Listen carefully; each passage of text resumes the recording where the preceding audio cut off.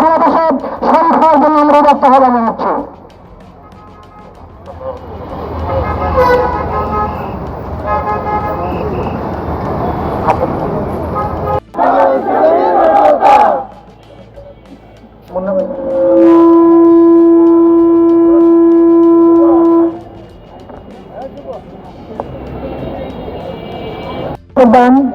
এবং সে লক্ষ্য গণভোটের মাধ্যমে এদের সংবিধানের অংশ করার দাবিতে 8টি রাজনৈতিক দল কর্তৃক ঘোষিত কর্মসূচির অংশ হিসেবে দেশব্যাপী জেলায় জেলায় বিক্ষোভ কর্মসূচির অংশ হিসেবে বাংলাদেশ জামায়াত ইসলামী নারায়ণগঞ্জ জেলার উদ্যোগে আজকের বিক্ষোভ সমাবেশ কোরআন তারেক মন্দিরে শুরু হচ্ছে।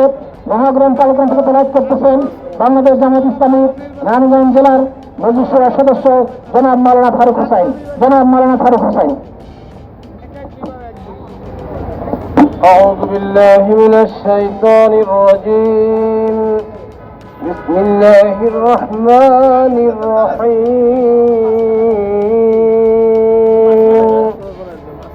ولا تهنوا ولا تحزنوا وأنتم الأعلون إن كنتم مؤمنين.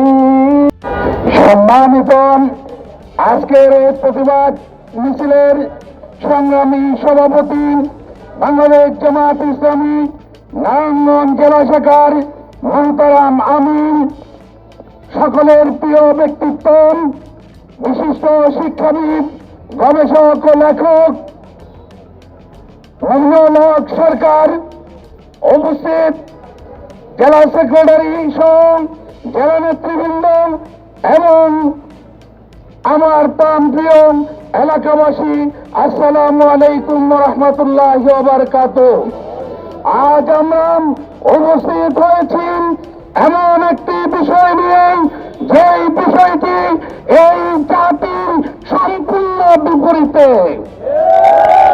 এই জাতি আশা করেছিলেন রক্তের বিনিময়ে যেই তত্ত্বাবধায়ক সরকারকে বসানো হয়েছিল তারা একটি শান্তি শৃঙ্খলার পরিবেশ তৈরি করবেন। অথচ গতকালকে আমরা প্রধান উপদেষ্টার বক্তব্যে যা আমরা দেখতে পারলাম, সে কোন একটি দলের কালো ছায়ায় অন্তর্ভুক্ত হয়ে গেছে। প্রিয় ভাইরা, জাতীয় নির্বাচনের পূর্বে কিভাবে নির্বাচন হবে এই নিয়ম নীতিগুলি লেখা ছিল, বলা ছিল। দীর্ঘদিন যাবৎ যেই কমিশনাররা খসড়া তৈরি করেছিল তার উপরে হানা ভোটের মাধ্যমে একটি নীতি নির্ধারণ করবেন। অথচ দেখা গেল গতকালকে ঘোষণা দেওয়া হয়েছে জাতীয় নির্বাচন এবং গণভোট একদিনই হবে। এই জাতি কাউকে ক্ষমতায় বসানোর জন্য আপনাদেরকে তত্ত্বাবধায়ক সরকারের দায়িত্ব দেয় নাই। এই জাতি চাচ্ছে সুন্দর শৃঙ্খল একটি দেশ পরিচালনা করার জন্য সুন্দর একটি নির্বাচন আপনারা আহ্বান করবেন। যদি এর বিপরীতে কিছু হয় তাহলে এই জাতি গত 1 বছর আগে যাদেরকে এদেশ থেকে ত্যাগ করেছিল প্রত্যাহার করে দিয়েছে, আপনাদেরকেও ছাড় দেবে না ইনশাআল্লাহ। তাই আমি আহ্বান করব, এখনো সময় থাকতে আগে গণভোট তারপরে জাতীয় নির্বাচন দেওয়ার উদাত্ত আহ্বান রেখে আমি আমার কথা শেষ করছি। ওয়া আখিরু দাওয়ানা আলহামদুলিল্লাহি রাব্বিল আলামিন। সম্মানিত প্রসঙ্গে বক্তব্য রাখছেন বাংলাদেশ জামায়াত ইসলামী নারায়ণগঞ্জ জেলার আইন সম্পাদক অ্যাডভোকেট ইসরাফিল হোসাইন।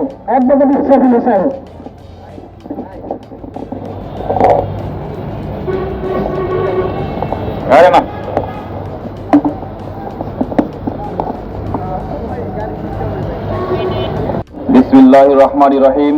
আলহামদুলিল্লাহি রাব্বিল আলামিন। আসসালাতু ওয়াসসালামু আলা সাইয়্যিদিল মুরসালিন। বাংলাদেশ জামায়াত ইসলামী নারায়ণগঞ্জ জেলা শাখা কর্তৃক আয়োজিত আজকের এই বিক্ষোভ সমাবেশের সংগ্রামী জেলা আমির, বাংলাদেশ জামায়াত ইসলামী নারায়ণগঞ্জ জেলা শাখার সম্মানিত আমির এবং কেন্দ্রীয় মজলিস শুরার অন্যতম সদস্য জনাব আলহাজ মমিনুল হক সরকার এবং উপস্থিত দায়িত্বশীল সহ আমাদের কর্মী ভাইয়ের, আসসালামু আলাইকুম রহমতুল্লাহ। সম্মানিত উপস্থিতি, আমরা গতকালকে লক্ষ্য করেছি অন্তর্বর্তীকালীন সরকার একটি নির্দিষ্ট দলের ইশারায় বাংলাদেশের গণভোটটাকে তারা জাতীয় নির্বাচনের দিনই ঘোষণা করেছে। আমরা আশা করেছিলাম গণভোটটা আগে অনুষ্ঠিত হবে। আমরা লক্ষ্য করেছি, আমরা জানি এই গণভোটের মাধ্যমে বাংলাদেশে গণভোটটা নতুন নয়।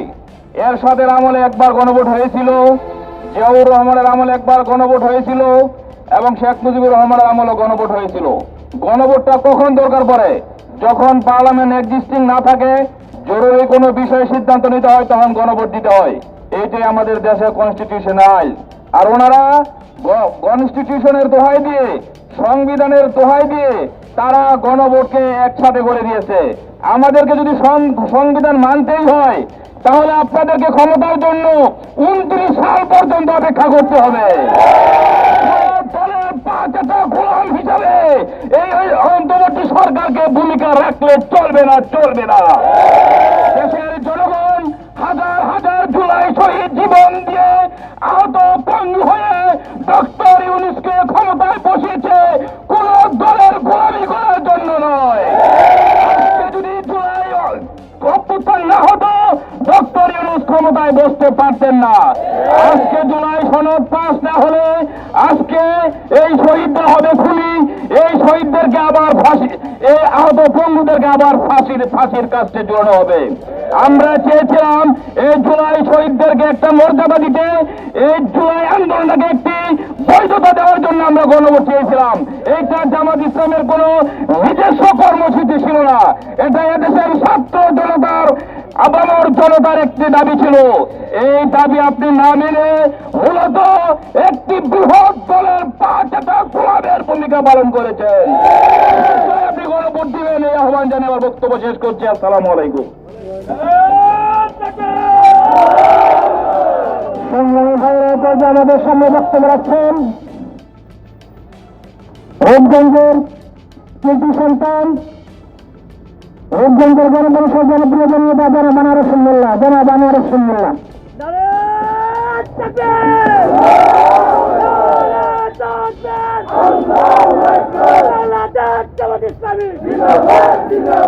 আলু না গড়াবো, আলু না গড়াবো।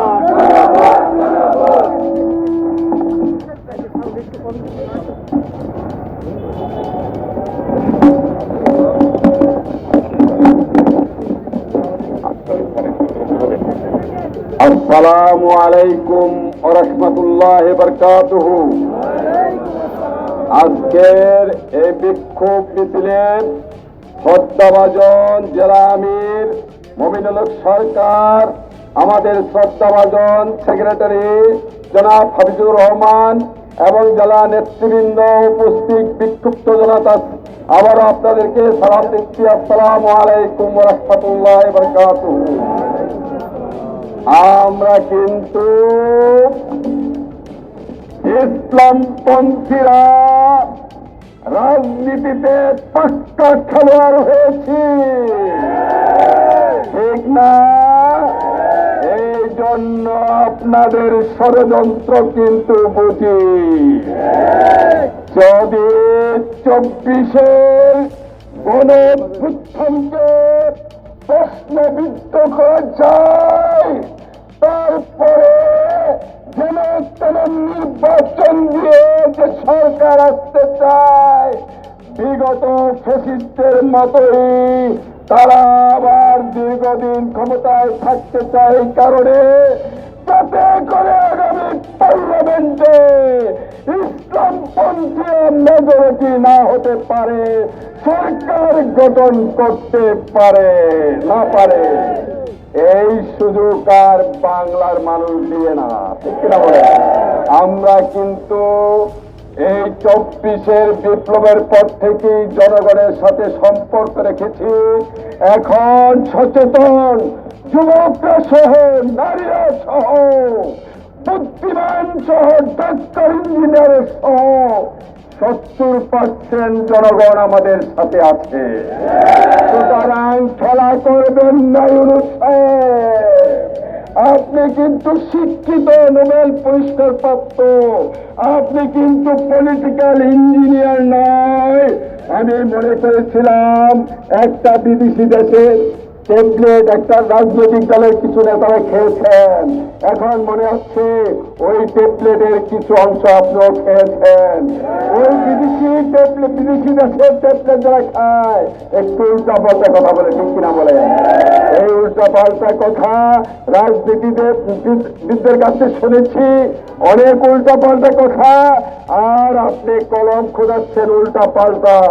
এই সুযোগ বাংলার মানুষ দেবে না। থেকেই এমন আন্দোলন হবে, সারা বাংলাদেশ আন্দোলন হবে। 70 জন মানুষকে আমাদের সাথে নিয়ে এমন আন্দোলন করব।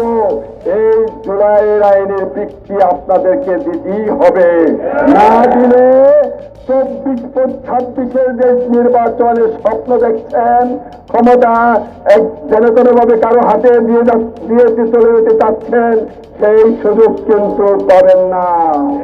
ভাইয়ারা প্রস্তুত থাকুন। আমি আগেও বলেছি, এই জামাত ইসলামী যারা আমরা করি শুধু তাদের এই দায়িত্ব নয়, এখন যারা আমাদের সমর্থন দিচ্ছেন তারাও রাজপথে আসতে হবে। একটা গুড গভর্নমেন্ট চাই, সোনার বাংলা চাই, কাঙ্ক্ষিত স্বপ্নের বাংলাদেশ চাই। এই স্বপ্নের বাংলাদেশ একমাত্র ইসলামপন্থীরাই গঠন করতে পারবে, অন্য কেউ পারবে না।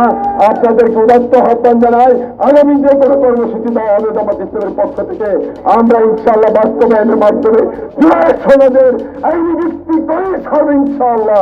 এই কথা বলে আমার বক্তব্য শেষ করলাম। আসসালামু আলাইকুম। বিসমিল্লাহির রহমানির রহিম। জুলাই সনদের আইনি ভিত্তি, নির্বাচনের আগে গণভোট, এই 5 দফা কর্মসূচিকে সামনে রেখে দেশব্যাপী জামায়াত ইসলামের উদ্যোগে যে চলমান কর্মসূচি, সেই কর্মসূচির অংশ হিসেবে আজকে নারায়ণগঞ্জ জেলা জামাতের উদ্যোগে আজকের এই কর্মসূচিতে আমাদের মাঝে উপস্থিত আছেন জেলা জামাতের সংগ্রামী আমির আলহাজ মঈনুল হক সরকার, উপস্থিত রূপগঞ্জ আসনের জামাত ইসলামী মনোনীত প্রার্থী আনোয়ার হোসেন মোল্লা, প্রিয় উপস্থিতি, আসসালামু আলাইকুম রহমতুল্লাহ। 2024 সালের 5ই আগস্ট বিপ্লবের মধ্য দিয়ে মানুষ এদেশে গণভোটের রায় দিয়েছে। আমরা দেখছি একটি বিশেষ দল যারা 5ই আগস্ট পরবর্তী তারা দিয়েই এদেশের মানুষের মন্নতকে অপেক্ষা করে যারা ক্ষমতায় যাওয়ার চেষ্টা করেছিল, কিন্তু ছাত্র সমাজ তাদের এই অপচেষ্টাকে ব্যর্থ করে দিয়েছে। আমরা দেখেছি দীর্ঘ 9 মাস ধরেই প্রথম ঐক্যমত কমিশনে তারা অংশগ্রহণ করেছে, বারবার সকল গুরুত্বপূর্ণ পয়েন্টে তারা নোট অফ ডিসেন্ট দিয়েছেন। এর মধ্য দিয়ে তারা প্রমাণ করেছেন ইতিপূর্বে তারা 15 বছর প্রতিবাদী রাষ্ট্র চালিয়েছেন, তারাও আবার একটি প্রতিবাদী রাষ্ট্র চায়। এদেশের ছাত্র জনতা যদি বেঁচে থাকেন তাহলে কোন প্রতিবাদকে আর আমরা বাংলাদেশের মাটিতে উত্থান হতে দেব না। প্রতিবাদকে মোটিভূত করার জন্য শুধু ছাত্র জনতা না, এদেশের 18 কোটি মানুষ প্রস্তুত আছে। আমরা তাদেরকে হুঁশিয়ার করে বলে দিতে চাই, নতুন রাজনৈতিক বন্দোবস্তে আপনারা অংশগ্রহণ করুন, নাহলে যারা এই পালিয়ে গিয়ে ভারতে আশ্রয় নিয়েছে আপনাদেরও কোনো বিদেশি কোনো একটা রাষ্ট্রে গিয়ে পালিয়ে যেতে হবে। আপনাদেরকে স্পষ্ট বলে দিতে চাই, জুলাই সনদকে না ভোট দিয়ে আপনারা যে জাতির সাথে প্রতারণা করছেন, এই প্রতারণা থেকে আপনারা বেরিয়ে আসুন। অতি সত্তর জাতীয় নির্বাচনের আগে গণভোট দিয়ে এই জাতির আশঙ্কা পূরণে আপনারা অংশগ্রহণ করুন। সে আশা এবং প্রত্যাশা রেখে আমি আমার সংক্ষিপ্ত কথা এখানে শেষ করছি। আসসালামু আলাইকুম রহমতুল্লাহ।